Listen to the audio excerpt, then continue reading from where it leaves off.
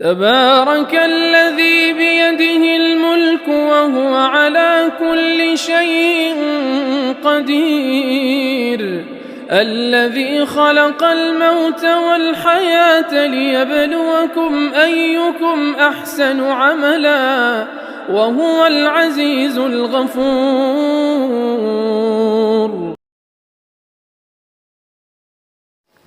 السلام علیکم ورحمۃ اللہ وبرکاتہ.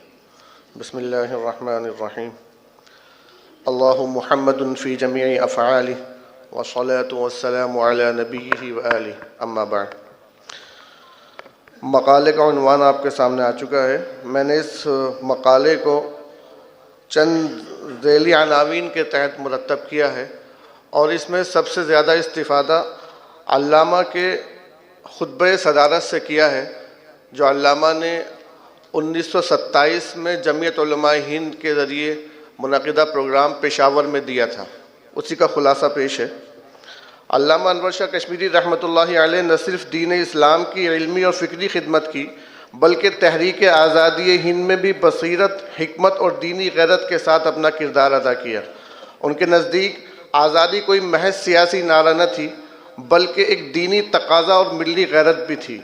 آپ نے دارالعلوم جیسے دینی ادارے میں تدریس کے ساتھ ساتھ امت مسلمہ کی فکری تربیت بھی کی اور اپنی تقریر و تحریروں، خطبات اور ذاتی کردار سے مسلمانوں کو استعمار کے خلاف کھڑا ہونے کی ترغیب دی. 1927 میں جمعیت علماء ہند کے پشاور اجلاس میں دیا گیا آپ کا خطبہ صدارت تحریک آزادی کا ایک دستاویزی سنگ میل ہے جس میں آپ نے نہایت واضح انداز میں بتایا کہ ہندوستان دارالامن ہے، دارالحرب نہیں. لہذا یہاں پر مسلمانوں کو دین پر عمل کی مکمل آزادی کے ساتھ پرامن بقائے باہمی اختیار کرنی چاہیے.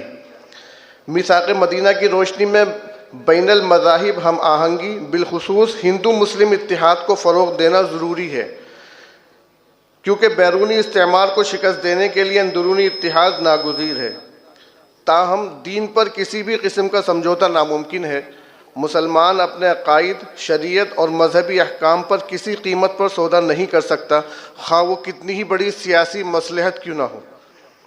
وطن سے محبت کو سیرت نبی صلی اللہ علیہ وسلم کے تناظر میں جائز اور فطری قرار دیا اور واضح کیا کہ مسلمان کے حب الوطنی پر شک کرنا دراصل ان کی دینی اور تاریخی شناخت سے ناواقفیت کی علامت ہے. علامہ کشمیری رحمۃ اللہ علیہ اور ان کے افکار ہمیں یہ پیغام دیتے ہیں کہ ایک سچا عالم دین وہی ہے جو علم، عمل، بصیرت اور حریت کو یکجا کر کے اپنی قوم کی رہنمائی کرے.